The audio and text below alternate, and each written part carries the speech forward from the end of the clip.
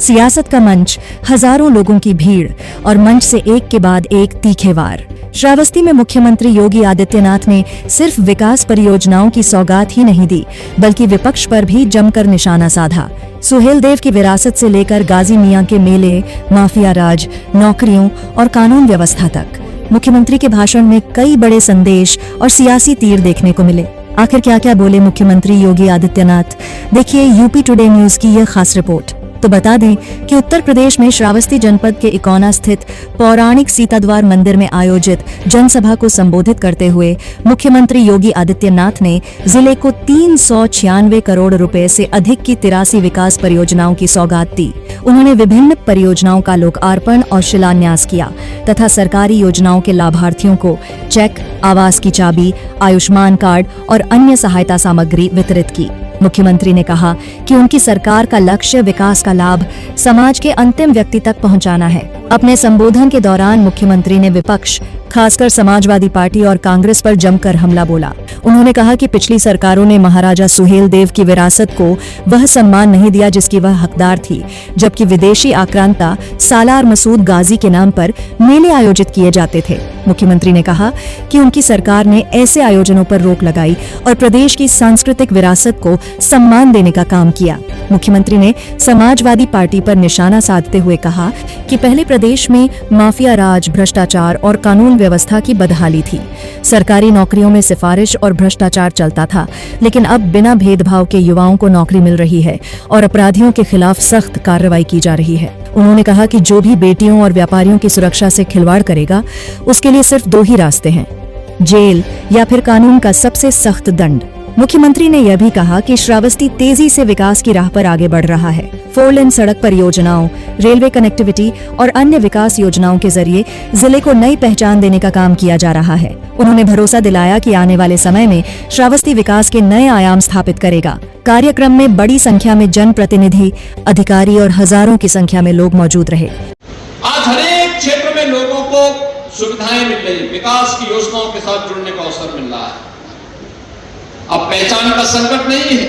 याद करिए ना, आज से 10 साल पहले यूपी के बाहर जाते थे, लोग पूछते थे कहां से, श्रावस्ती का तो लोग नाम ही नहीं जानते थे, भूल ही गए। अगर आपने गोंडा, बहराइच कह दिया तो लोग तब भी 10 कदम दूरी बनाते थे आपसे। हर योजना से आपको बाहर कर देते थे।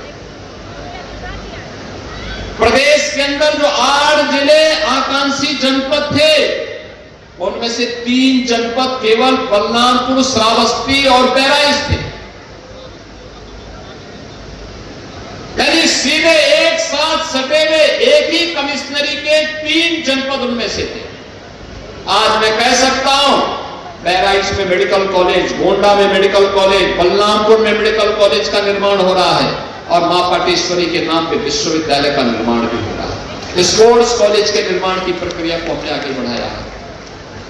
नई नई संभावनाएं आगे बढ़ रही हैं। हाईवे बन रहे हैं, रेलवे आ रहा है, एयरपोर्ट बन रहा है। नौजवान के लिए नौकरी और रोजगार की संभावनाओं को तेजी के साथ आगे बढ़ाया जा रहा है। महिला स्वयंसेवी समूह के माध्यम से स्वावलंबन के नए कार्य हो रहे हैं और अन्नदाता किसान भी खुशहाल हो रहा है। बहनों और भाइयों, कोई सोचता था सरयू नहर राष्ट्रीय परियोजना कभी पूरी हो पाएगी? 1970 की परियोजना, और जब डबल इंजन की भाजपा की सरकार आई तब इसको जमीनी धरातल पर उतारने में सफलता प्राप्त की। हर एक योजना को समयबद्ध तरीके से आगे बढ़ाने का कार्य और यह सामर्थ्य केवल डबल इंजन की भाजपा की सरकार कर सकती है। और इसी के लिए आप आगे बढ़िए, डबल इंजन सरकार के कार्यों को लेकर के आम जन के बीच में जाइए। विकास के कार्यों के प्रति एक सकारात्मक रुख आपका आने वाली पीढ़ी के भविष्य को उज्जवल बना देगा। चाहिए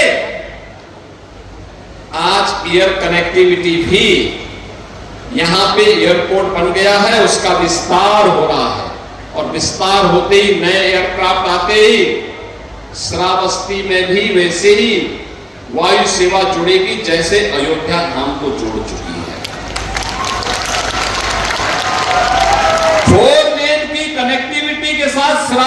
को जोड़ने की हमारी तैयारियां चल रही हैं।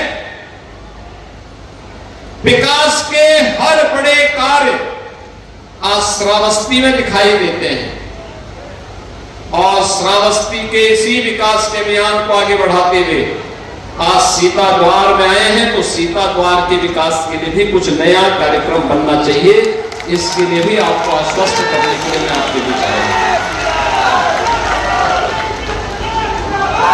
बहनों और भाइयों, ये कार्य पहले भी हो सकता था, आज से 9 वर्ष पहले भी हो सकता था, 50 साल पहले भी हो सकता था। देश 1947 में आजाद हो गया था। आजादी के बाद लंबे समय तक कांग्रेस ने शासन किया, लेकिन इस क्षेत्र के विकास के लिए उन्होंने कुछ नहीं किया। विकास के लिए क्या करते? उन्होंने जो यहां की धरोहर थी उसको नष्ट करने, उसको मिटाने और इस क्षेत्र को पीछे धकेलने में कोई कोर कसर नहीं छोड़ी। आपने देखा होगा श्रावस्ती की कनेक्टिविटी नहीं थी। भगवान बुद्ध से जुड़ा हुआ है, भगवान शंभुनाथ से जुड़ा हुआ है, मां जानकी से जुड़ा हुआ है, लेकिन बेहतर कनेक्टिविटी नहीं। न रेल की है, न एयर की थी, और सड़क के तो कोई पूछने वाला ही नहीं था। महाराज सुहेलदेव जिनके कारण हम सब जीवित हैं, महाराज सुहेलदेव की परंपरा को सम्मानित करने की बजाय इन्होंने एक विदेशी आक्रांता सालार मसूद गाजी के नाम पर मेला लगाना प्रारंभ कर दिया। जब हमारी सरकार आई तो तब मैंने कहा कि नहीं, देखो विदेशी आक्रांता के नाम पे कोई मेला नहीं लगेगा, किसी विदेशी आक्रांता के नाम पर कोई आयोजन नहीं होगा, और जो आयोजन करेगा उसके खिलाफ हम कार्रवाई करेंगे। ये स्वतंत्र भारत है, स्वाधीन भारत में विदेशी आक्रांताओं का सम्मान नहीं हो सकता है, लेकिन एक कांग्रेस और समाजवादी पार्टी के लोग हैं कि इन्हें भगवान बुद्ध अच्छे नहीं लगते, भगवान शंभुनाथ और जैन तीर्थंकरों की पवित्र परंपरा ने अच्छी नहीं लगती, इन्हें मां जानकी के रामायण कालीन उस समृद्ध परंपरा इन्हें अच्छी नहीं लगती, इन्हें महाराज सुहेलदेव की परंपरा अच्छी नहीं लगती, इन्हें तो गाजी मियां का मेला लगवाना था और ये वही कार्य करते थे। और इसीलिए इनकी दुर्गति भी हो गई, इसीलिए दुर्गति भी हुई है। और आज मैं कह सकता हूं, आज श्रावस्ती की कनेक्टिविटी अच्छी हुई है। बहनों और भाइयों,